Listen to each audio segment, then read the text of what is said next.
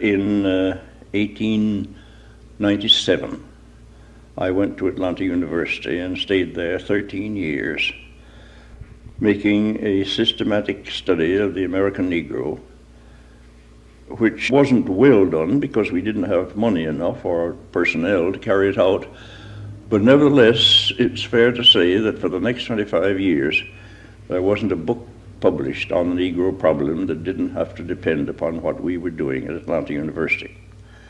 It was the first study of the sort.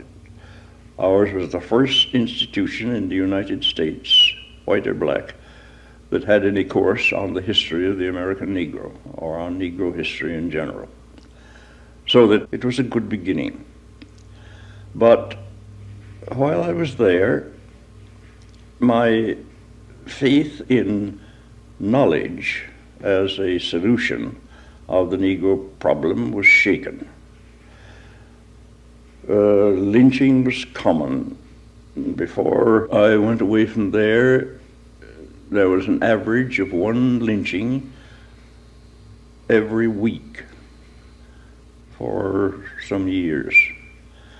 And it was a terrible sort of thing. There was one case very near Atlanta in which I knew from my studies just what had happened. It was a case of a Negro peasant not receiving his wages at the end of the season.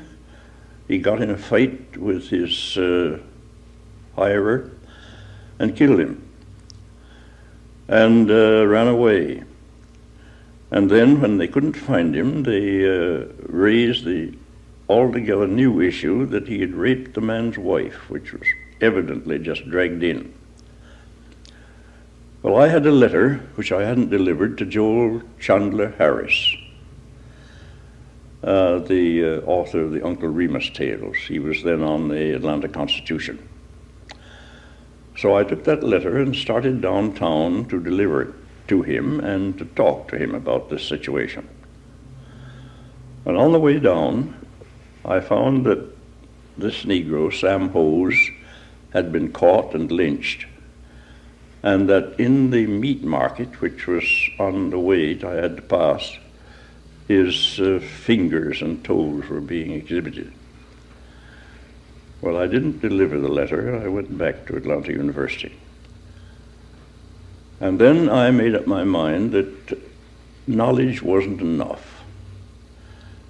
That even if people were ignorant of essential matters which they had to know, they wouldn't correct their actions without more realization of just what the difficulties were. They had not only to know, but they had to act.